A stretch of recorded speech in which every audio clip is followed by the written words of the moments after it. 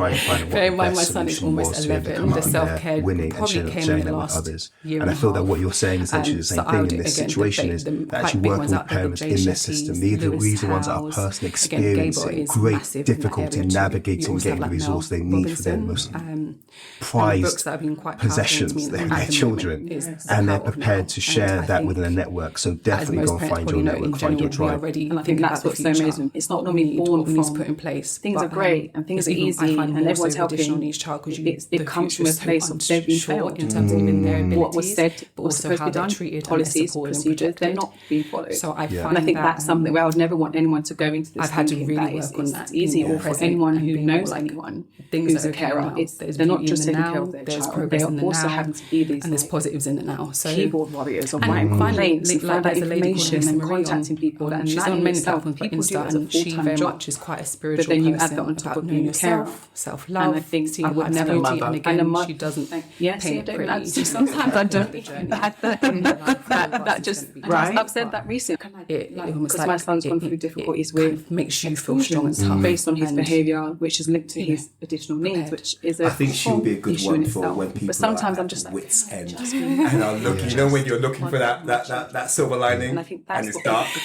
There's no lining, and you're like, wow, I'm going to walk in faith, and actually finding that faith to not say I quit as a mum, I quit. Actually, have it try and get there, but just before then, just before then. But yeah, she's a poet again. But she's a poet and stuff. So I think she has failing, but you feel like you're not giving your child the perspective, make it a bit more positive. When really. Honestly, thank you so much. Thank you so much. Sometimes it sounds negative. Sometimes you've got to be your own cheerleader and your own person fighting this. Although you're loving it, and I think that's very important. It doesn't mean you are your own. She has blessed me. So thank you so much for sharing your story. Thank you for sharing your wisdom, your journey, and also your love. And there's one of my favourite philosophers. It sounds like a lot. I'm not going to lie. When you do speak about all the things you have done for your child, it sounds overwhelming. It's with all of the things that you have to do. So when I take, for instance, my job, there's the admin side of it, there's the person-facing side of it, there's the personal management side of it, but you have to be successful and to keep all of those plates spinning while things can change week to week, month to month. That sounds super difficult, but you've always, whenever we speak to you, you've always got that positive edge on it. Like, yes, this is difficult, but this is what I've done. Again, earned your place on this in this particular series of this podcast. So the thing I wanted to ask you as well, if you were to go back 10 years and talk to yourself, what 3 things would you give yourself as pieces of advice for someone else setting out on a difficult journey of becoming a carer, whether they choose it or not? What would be the 3 things that you would say to be an excellent carer? Something that I'm still learning and teach myself now is self-care, 100%. What's that look like? What makes Stefanie balanced? What makes me feel enriched, fulfilled? And that can be podcasts, that can be books that I want to listen to. That could be going to a museum where I get to read the different artifacts as opposed to following my children's lead, because I'm with them quite a lot. So I think it's more the things that I would normally do with them, but on my own. At my own pace, in my own time. And I think even when I think about the hospital, it's a place that really, it's so disorientating. Again, if you're a reader, get your books going. Get it going while you sit next to your child in an incubator or whatever you're doing. If it's about you like to go for a walk, it may be, I struggle to leave my child. So I think it would be more being like, no, it's more of a self-awareness as well that, no, you need this for you. Your child needs that for you. And I think in any situation you can say, whether it's work, whether it's whatever activity you're doing, it's more what works for me first as well. What can I do to water myself? And I think that's something I lost massively in the first at least 2 to 3 months of hospital life. So yeah, I'd say it would look like self-development as well. Because even that, you lose it after a while. You're not doing reading, you're not challenging yourself. Sometimes it can be just hyper-focused on the set thing in front of you. So I'd say, more walks, more communication with my family and friends, which was very hard at that time. But I think that would be also it. It's a form of being Stefanie. Eating properly. Oh, goodness, I missed that. Because, again, at that point, I wasn't feeling the need or desire to eat when you didn't know what was going to happen. And I think that's also, if I could give anyone advice going through that NICU experience, especially, would be to get that support in place where they can have that step away from the situation for a while. And it allows you to have perspective. Like, yes, it's a horrific situation. However, literally go smell the flowers, literally get out there. What I hear from you is it's all about developing yourself while being completely invested in the positive outcome of another human being or project. And I think that often as parents, it's the ultimate investment. You never know what you're going to get. You can put your kid in private school. They could work in part-time at NASA and MI5. And they could end up the most whatless or the most brilliant person you're never going to know. And it's all about trying to tune your parenting to what that person is, to convert their potential into reality. And it's hard to do. And to switch it to the working world is many people are so invested in the outcome of their particular job that they forget to actually invest in honing their own passions and own skills. So if in 5-10 years time, the company says, listen, we're going left, Bye-bye. you are the weakest link, goodbye.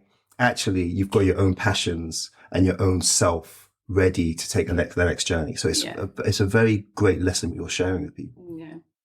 I've got 2 more questions. It's been a very steep learning curve filled with joys and tears, smiles and frowns, I'm sure. But listen, don't mess with me. It's self-development. It's self-development. I'm a poet and I know it. Yes. Don't get me started. A failed rapper. Oh, do you know how embarrassing? I'm a horrible rapper. One quick word. Not even that, because I can't remember the lyrics. Do you know who I am? I am Spliff Star. I'm the British Spliff Star. Do you know what I mean? I'm an ad-lib king. I'll stand beside you and make you feel echoed. It's a job. Just echoed. You are not alone. I stand by you. Do you know what I mean? But do you know what I mean? That's me. Mama. So I'll be the 3rd member of Migos now. Do you know what I mean? R.I.P. the one that died. But my point is no, it's not true. That's R.I.P. the one that died. I know. I'm honouring him. But what I'm saying is that I can be the 3rd member and I'll just go, Mama, a British accent. I can do that.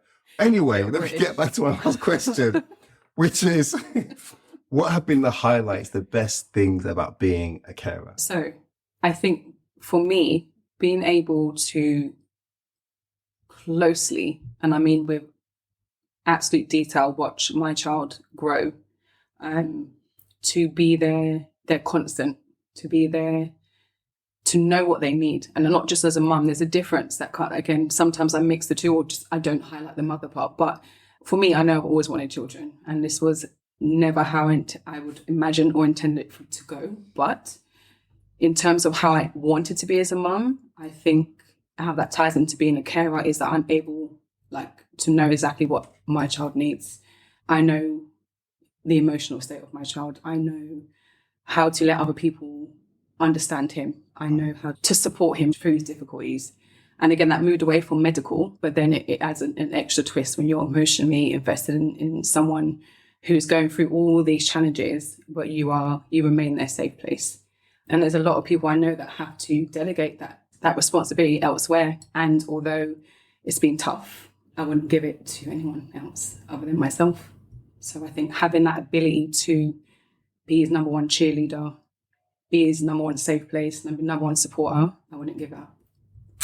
Incredible. One story that for me is still makes me happy to this day. Because I like my sleep. I'm addicted to sleep. And I remember being woken up by your son at 5 a.m. in the morning saying, look, Auntie, I'm dancing to the beats.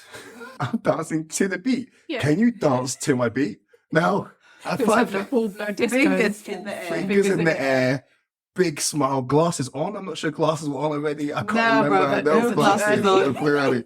Fingers pointed, bouncing on the knee. Like he was ready to just rave. Do you know what I mean? At 5 o'clock in the morning.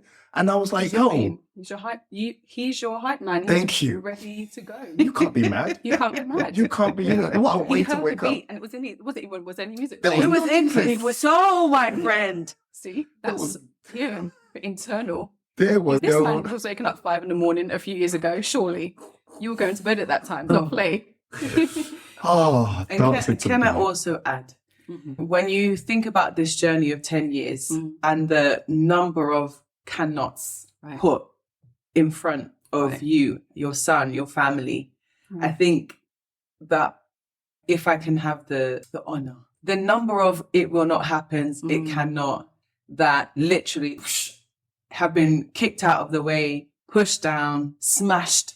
Like you said, The doctor did not expect that your son was going to walk into an appointment.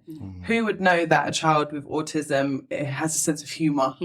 The fact that he's able to communicate, the fact that he can communicate his needs, his emotions. And it's not to knock anybody whose child can't do these things, but the expectations put upon him versus the expectations you always have for him and the openness that you always have for his greatness. I'm so grateful that you were chosen as his mum to be able to be like, do you know what?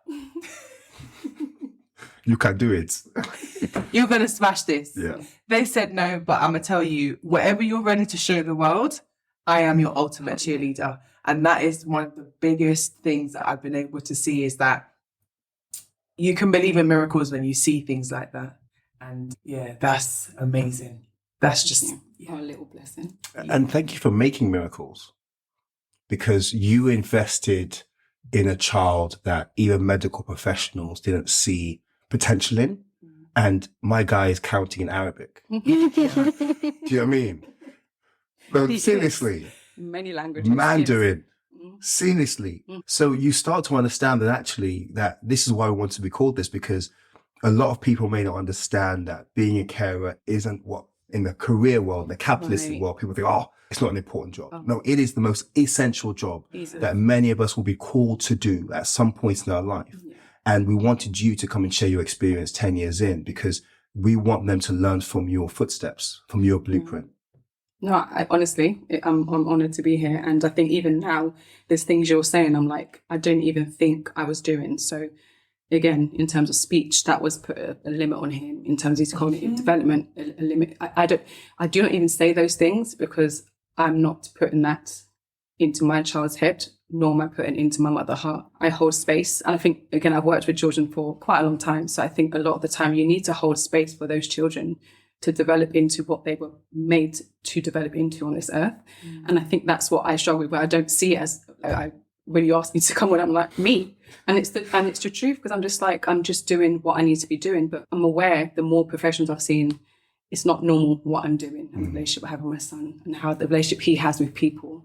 And I think that is something I would say as well. If we're going to go like lessons learned or advice I'd ever give, was just to become a professional, whether it's about speech and language, become very good at that, whether it's about child development, whether it's about like the physical movement of a child, just arm yourself with as much knowledge. And again, there's so many good, again, back then, I don't remember there being so much stuff accessible, like podcasts and YouTube videos. I wasn't really into that 10 years ago, but there's so many things that people are sharing their experiences online, or even like if you're talking about physical development or cognitive development or the speech and language, for instance, there's so much online of how to become your own. Again, it's hard, but if you're just doing one child, or maybe you have two children, I think you're able to adjust those speech and language skills to your child. Because when I went to these appointments, I was like, yeah, I'm there as a mum, but I was fully like looking at their paperwork. I was looking at what they were saying, how they were doing it. And I would, again, it's a gap. And it wasn't like to hijack it, but I was like, if this is what a professional was taught to do, I'm like, oh, I can do that at home. Yeah. The same with me. I did the same with medical stuff. I'm like, oh, I used to go to the community nurse. I'll do it. I'll shove a tube down his nose.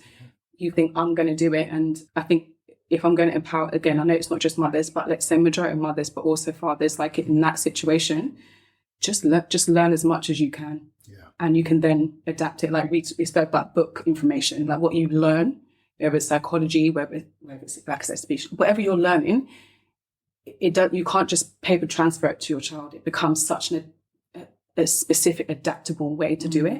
And you don't realize you're doing it, especially when but you'll be able to adjust it to your child to make it work for them, I believe. So my last question I ask on every podcast is reflecting on your last 10 years. What have been either books, documentaries, podcasts, networks, pathways that have been really helpful to you, that will be helpful to people that are slightly behind us? That's a really good question. And again, it's one that I had to think quite a lot about, because I think for me, I've been fortunate to be heavily invested and interacting in early years and child development from quite young. So I had a natural thirst for this stuff. So I would try to break it down into 3 sections, which would probably be like parenting, then the additional needs side that came when I had my son, and also self-care. So in terms of parenting, time does not give me enough space to read the books all the time. So I look at Instagram. People like Dr. Siggy, and Dr. Becky. They look at like perspectives from the child and how to interact with them and challenges that a lot of parents face. And it's very parent empowering. I'd also say stuff like Gabriel Mate, like he deals a lot with trauma. Like, he's amazing trauma. He is the trauma guy because his parents were directly impacted by the Holocaust. Mm-hmm. So, right. Boy, he's done the work. Exactly. And you take it from these people who have so much more knowledge. And again, they come from trauma, but are using their trauma to educate and better other people, which I think is so important. But it makes you look at your own trauma. And I think that does link again into self-care because you can relate it to yourself and things that you need to identify as a parent before you bring forth to your children. It's deep. I love that because actually as a parent, what you've done is you've looked at emotion-led parenting and then also given people an understanding of, okay, how do you deal with the traumas in your own life, in your own childhood? So it means that you don't second generation your issues, to your children that you love so much. We do it. We do it. And the thing is, again, like I said, I've been around young children, young people for many years, probably since I was about 15, actually. I worked with young individuals a bit younger than me, but you see it, you feel it, you see the impacts. And I think I was always heavily invested in that. So yeah, like those sort of things are very interesting to me. And also it teaches you about just being human. Again, I have 2 young boys. So I also looked at something more specific in terms of raising boys, which was Stephen Bidolph. And again, he looks more at physical and mental differences. And I find the more information you have, the more tactics you have to try against your child to see if they work. So when I knew my child was likely to face some additional need of some kind, I found that the National Autistic Society, when he was diagnosed about 2 or 3 years old, was very helpful for information. It's not specific, but it gives you everything. So from communication to their sensitivities, fixations, anxieties. That then led on to me being within nursery settings, and you then have local support groups. I would encourage many people to, family groups, Facebook groups, there's online groups. So I think I'm saying this to say that there's information out there that you can just go through an online course and educate yourself on the general stuff. Yeah. And then you may be able to highlight things that you find in your own child and develop tactics for that child or work with providers and early years to get you to a position where it's more tailored to your child. Is there a starting place that you recommend for people that might have children with ADHD? A good sort of foundation? Oh, I would say what I've looked at more recently in terms of the details is Dr. Amen. Oh. Again, Instagram. And he deals with a lot to do with the brain. And I think that's something we forget about. And also there's people who deal with diet that will be linked to him as well. But he deals a lot with ADHD, and so does Dr. Carrie Jackson. So they highlight a lot of things, but in short, sharp clips. Yes. So it's easy to digest, and then you can do your extra research if you have capacity to do so. Love it. And so, like I said, the self-care bit came a lot too late for me. Bear in mind, my son is almost 11. So I would, again, the quite big ones out there, the Jay Shettys, Lewis Howes. Again, Gabor is massive in that area too. You also have Mel Robinson. And the books that have been quite powerful to me at the moment is The Power of Now. So I find that I've had to really work on that, being more present and being more like, things are okay now. There's beauty in the now. There's progress in the now. And there's positives in it now. And finally, there's a lady called Lisa Marie on Insta, and she very much is quite a spiritual person about knowing yourself, self-love, seeing life's beauty. She doesn't paint it pretty. She makes it very clear the journey in life for all of us is going to be tough. I think she'll be a good one for when people are at wit's end and are looking for that silver lining. And you're like, wow, I'm going to walk in faith. And actually finding that faith to not say, I quit as a mum. Try and get there, but just before then. Just before then. Okay, I love but it. Yeah, she's she's a poet and stuff. So I think she has elements that will give great through. But I love it. Honestly, thank you so much, because there are going to be people out there that are going to be like, yo, she don't know me, but she's blessed me. She has blessed me. So thank you so much for sharing your story. Thank you for sharing your wisdom, your journey, and also your love. And there's one of my favorite philosophers, Professor Lewis Gordon. He said that for societies to work, we must act, love, and fight for people that we'll never meet in the world. And here you are fighting for people that, again, you may never meet, but they're going to feel blessed from all the knowledge you've given them. Well, On that note, thank you for being such a wonderful guest on Tenured and bringing your truth, your experience, and your love. And your story. Thank you for being part of the community that you've lent on. Yeah. By getting your story out there and your words of wisdom, you become part of the community that you've taken from. So you give them back. Yeah. And on that note, remember our favorite slogan, we progress together. So be your brothers and sisters keepers. See you later. Bye.